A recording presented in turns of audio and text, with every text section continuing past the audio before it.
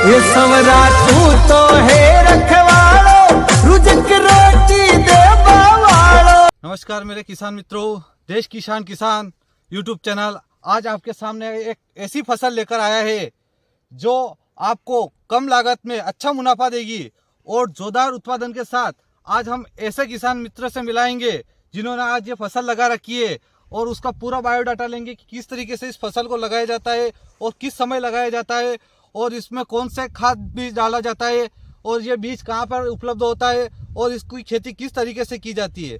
तो आज हम ऐसे किसान मित्र से मिलाएंगे आपको जो एक प्रगतिशील है और काफ़ी अच्छी खेती की है और आप देख सकते हो उनका प्लांट जो आज आपके सामने दिखाई दे रहा है। ये प्लांट है, काफ़ी अच्छा प्लांट है। तो आज उनका पूरा इंटरव्यू लेंगे, हमारे किसान मित्र का, युवा किसान मित्र है। सर, आज हमारे इस YouTube चैनल में आप आइए और आपका जो कीमती समय आप दे रहे हो उसके लिए धन्यवाद। सबसे पहले आप आपका पूरा बायोडाटा बताइए, हमें आपका इंटरव्यू दीजिए कि। नमस्ते सुधीर भाई, मेरा नाम विकास है और मैं प्रतापगढ़ ज़िले का रहने वाला हूँ।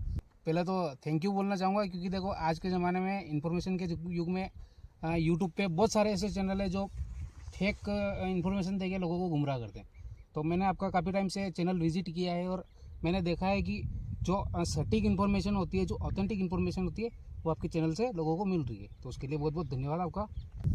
पहले क्या है, हम 10-12 साल से सरसों की खेती करते थे। तो उसमें क्या प्रॉब्लम आती थी कि जैसे कि एक तो बहुत सारी उसमें दवाई छिड़कनी पड़ती थी, मोइले की और इसकी, है ना। तो और उसमें बहुत लास्ट में क्या प्रॉब्लम आने लग गई थी कि उसमें एक, जैसे अपने गाँव की भाषा में बोलते भुखवाड़ा, वो आने लग गया था जो कि पूरे उसकी पौधे की नमी सोख लेता था वो। तो उससे क्या होता था कि पौधे की पूरी ग्रोथ रुक जाती है और लास्ट में बहुत उत्पादन भी बहुत कम होने लग गया था। मतलब ये मान के चलिए कि 1 बीघे का 2 कुंटल से ज़्यादा उत्पादन हमको सरसों में मिल नहीं रहा था। तो फिर हमने रिसर्च करी और देखा कि क्या इसके उपाय हो सकते हैं, क्योंकि अभी हमारा राजस्थान में बारिश की बहुत कमी हो रही है और पिछले 3-4 साल से मतलब उतना पानी नहीं मिल पा रहा है अपने को जितना कि होना चाहिए। तो हमने रिसर्च करी और फिर मेरे किसी फ्रेंड से मेरे को पता चला कि एक दक्षिण अमेरिका की जो है फसल है जिसको अपन क्विनोआ बोलते हैं, ये खाद्यान्न में भी यूज़ होती है और औषधि के रूप में भी यूज़ होती है। तो फिर हमने पता किया, मेरा एक फ्रेंड है भीलवाड़ा का, तो उसने वहाँ से बताया मेरे को कि ये भीलवाड़ा, चित्तौड़ और उदयपुर ज़िले में अभी इसकी खेती होनी चालू हो गई है, जिसका उत्पादन भी बढ़िया है। तो हमने वहीं से ये बीज मंगवाया। तो अब जैसे कि हमारे किसान मित्र ने जो बीज मंगवाया है ये भीलवाड़ा से मंगवाया है। अब हम किसान मित्र से हम पूरी जानकारी लेंगे कि इस फसल को किस समय पे लगाना चाहिए और जो बेसल डोज में हम खेती में क्या क्या डालेंगे जिससे इसका अच्छा उत्पादन मिलेगा। तो हमें सबसे पहले बताइए कि जैसे आपने बीज मंगाया, उसके बाद आपने जो समय है आपका खेती का, वो किस समय आपने चुना है कि कौन से समय पे आपको लगाना अच्छा उचित लगेगा।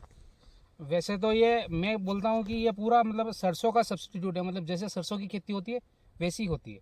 तो हमने ये बीज बोया था लगभग अक्टूबर के फर्स्ट मंथ में। जैसे ही हम सोयाबीन से और ये इनसे निवृत्त होते हमने ये बीज बोया था। ये बीज हमने एक हेक्टेयर का 5 किलो बोया था, मतलब 1 बीघे का 1 किलो बीज के हिसाब से बोया था। तो इसमें ज़्यादा कुछ नहीं किया था हमने। 1 बीघे के 2 गट्टे सुपर फास्फेट के डाले थे, जिसको राकोड़िया बोलते हैं, और उसके बाद पिलाई करके छोड़ दिया था इसको। मैं समझता हूँ कि जैसे सरसों में 3 या 4 पानी में सरसों पैदावार हो जाती है, वैसे इसका ये 4 पानी में इसकी अच्छे से अपन उत्पादन इसका ले सकते हैं। तो हमारे किसान मित्र बताइए कि जैसे कि इसकी जो अंकुरण क्षमता कितनी होती है, जो बीज आप डालते हो, जैसे 1 किलो 1 बीघे में डालते हो, हाँ। तो आसानी से आप छिड़काव कर सकते हो कि उसमें कुछ मिलाना पड़ता है आपको, कि कैसे क्या सिस्टम रहता है आपका। नहीं, वैसे तो अगर अपन DAP के साथ चाहे तो छिड़काव कर सकते हैं, लेकिन हमने तो ऐसे ही मतलब सिर्फ बीजी हमने जो छिड़काव किया था और 10 से 12 दिन में अच्छी तरीके से उत्पादित हो गया था, मतलब इसका अंकुरण हो गया था। तो इसके जो अंकुरण हो गया तो इसको पिलाने का क्या सिस्टम रहता है, जो फर्स्ट में हम पिलाई करते हैं खेत की, उस समय आपको किन किन बातों का ध्यान रखना चाहिए जिससे जल्दी जल्दी आपका ये अंकुरण हो जाए, तो वो सिंचाई बताइए हमें कि।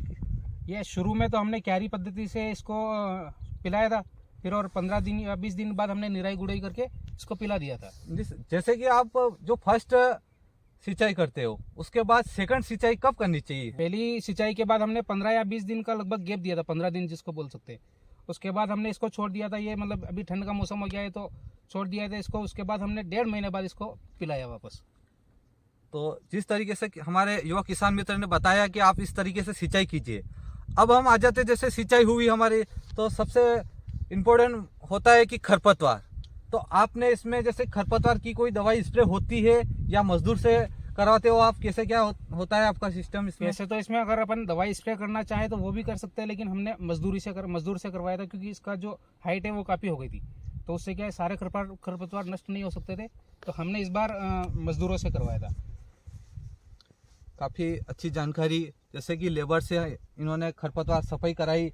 उसके बाद हमारी जो स्टेप आ जाती है, लेकिन जैसे कि हम गेहूं में है, मेथी में, जो 3 पान पिलाने के बाद हम उसमें जो खाद डालते हैं, दवाई स्प्रे करते हैं, इस तरीके से आप इसमें कौन सी खाद डाली आपने या कौन सी दवाई स्प्रे की उस स्टेप में आपने, आप बताइए हमें। उसके बाद वैसे ये पहली बार हमने यहाँ पे बोया है, तो इसमें मेरे को वैसे कुछ खास खाद की ज़रूरत लगी नहीं, लेकिन अगर अपन चाहे तो लिक्विड DAP भी अपन इस पर स्प्रे कर सकते हैं।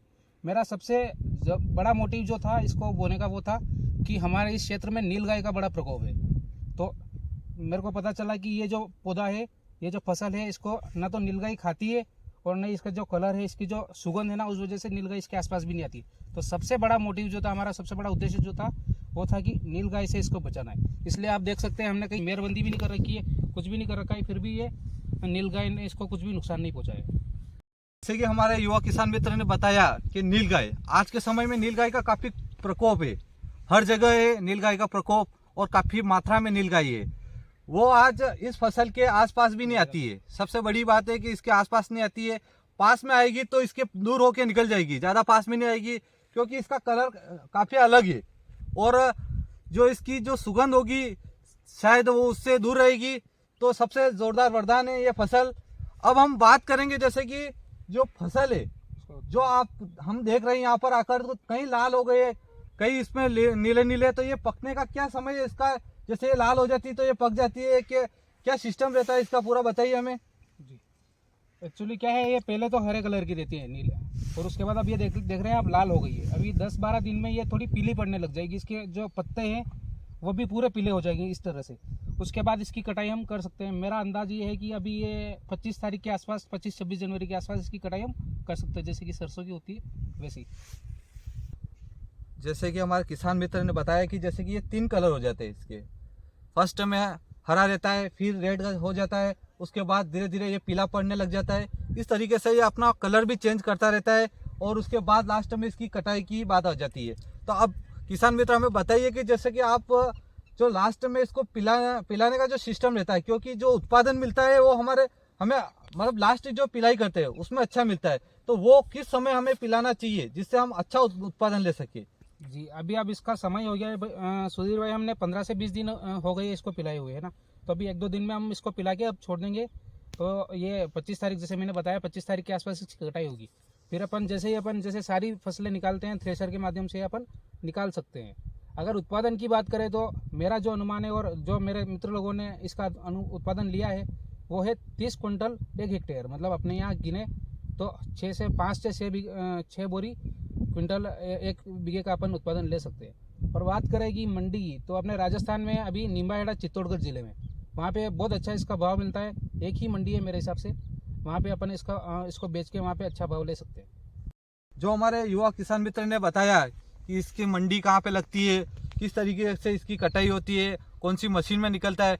अब हमें एक डाउट और है किसान मित्र के, जैसे कि जो सर्दी का समय रहता है इस फसल के, जिस समय क्या है कि हमारे जनवरी में ज़्यादा सर्दी गिरती है, तो जो पाला गिरता है उससे इसको कितना नुकसान होता है वो हमें बताइए। सही बात है सुधीर भाई। एक्चुअली क्या है, आपने जैसे कि राजस्थान हो गया, नीमच मंदसौर जिला हो गया, इसमें पाला बहुत गिरता है सर्दी के समय, तो इस फसल को पाले से कुछ भी नुकसान नहीं है, क्योंकि जब आप देख रहे हैं इसका दाना पक चुका है लगभग, तो इसको पाले से, सर्दी से जो अपन बोलते हैं ना, उससे कुछ भी नुकसान नहीं है। तो मेरा मानना है, और मैं सबसे रिक्वेस्ट करना चाहूँगा कि राजस्थान या फिर MP के जो जगह है जहाँ पे काली मिट्टी पाई जाती है, थोड़ी हल्की काली मिट्टी पाई जाती है या फिर लाल मिट्टी पाई जाती है, वहाँ पे लोगों को ये एक बार ज़रूर बोना चाहिए, क्योंकि न तो इसमें सर्दी से कुछ दिक्कत है, ना नीलगाय से कुछ दिक्कत है, और बाकी उत्पादन भी बहुत बढ़िया है। और इसमें मोला मच्छर के तो ज़्यादा प्रकोप नहीं होता है। मोइला मच्छर का इसमें कुछ भी प्रकोप नहीं है, क्योंकि जैसे अपन देखते हैं सरसों में, मेथी में मोइले से बहुत ज़्यादा दिक्कत आती है, और उसमें वो दाना फिर हल्का हल्का रह जाता है, बढ़िया नहीं होता है, तो इसमें कुछ भी ऐसी दिक्कत नहीं है।